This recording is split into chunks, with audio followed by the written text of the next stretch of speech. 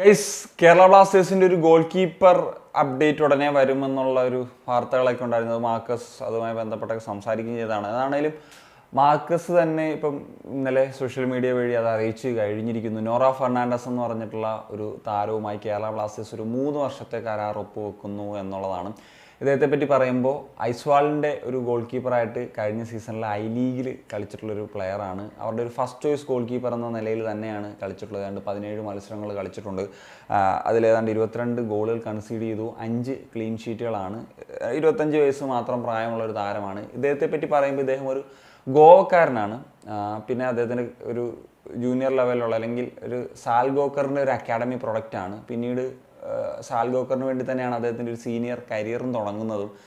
അത് ഗോവൻ ലീഗിലായിരുന്നു. അതിനുശേഷം അദ്ദേഹം 2-3 വർഷം ചർച്ചിൽ ബ്രദേഴ്സിലുണ്ടായിരുന്നു. മറ്റൊരു ഗോവൻ ക്ലബ്ബ് തന്നെയാണ്, ഐ ലീഗിൽ കളിക്കുന്ന ക്ലബ്ബാണല്ലോ.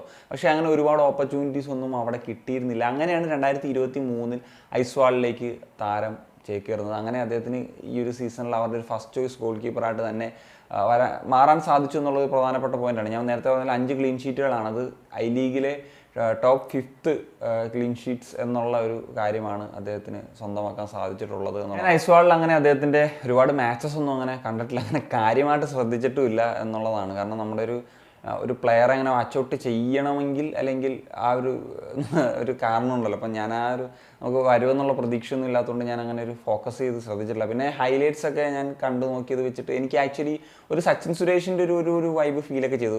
അങ്ങനെ ഞാൻ അപ്പോൾ ഇനി ഇവിടെ വരുമ്പോൾ അത് എങ്ങനെ ആയിരിക്കും എന്നുള്ളത് അറിയത്തില്ല. ഇതൊരു ഇനിഷ്യൽ തോട്ടാണ്. കാരണം എന്ന് വെച്ച് കഴിഞ്ഞാൽ അദ്ദേഹത്തിൻ്റെ ചില സേവുകളാണെങ്കിലും അദ്ദേഹം പറഞ്ഞ പോലെ ഔട്ടിങ് ചെയ്യുന്ന രീതിയാണെങ്കിലും അദ്ദേഹത്തിൻ്റെ ഒരു ബോൾ പ്ലേയിങ് ആണെങ്കിലും ഒക്കെ ആ ഒരു സിമിലർ കൈൻഡ് ഓഫ് ആ ഒരു ബോഡി ലാംഗ്വേജും ആറ്റിറ്റ്യൂഡും ഒക്കെ എനിക്ക് അങ്ങനെ ഒരു ഫീൽ ചെയ്തു.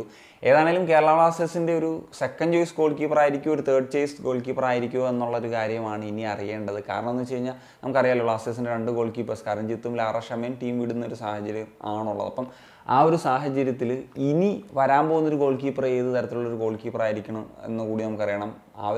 ഇത് വെച്ചിട്ടേ നമുക്ക് ഇദ്ദേഹം ഒരു സെക്കൻഡ് ചോയ്സ് ആയിരിക്കുമോ തേർഡ് ചോയ്സ് ആയിരിക്കുമോ എന്ന് പറയാൻ സാധിക്കുള്ളൂ. എൻ്റെ ഒരു പ്രൊഡിക്ഷൻ ഇനി ഒരു ISL നിന്ന് ഒരു സെക്കൻഡ് ചോയ്സ് എന്ന നിലയിലേക്കുള്ള പറയാൻ പറ്റുന്ന ഒരു ഗോൾ കീപ്പർ ഉണ്ടാകും.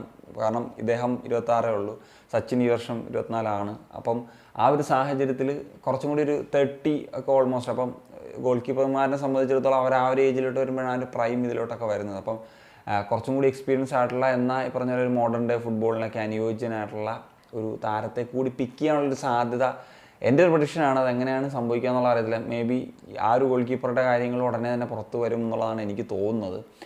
So that's it case. അപ്പോൾ എത്രയാണ് പറയാനുള്ളത്. അപ്പോൾ നിങ്ങൾ ഓപ്പൺസ് ഉറപ്പായിട്ടും കമ്പോസിഷൻ കാണിക്കാൻ സനി.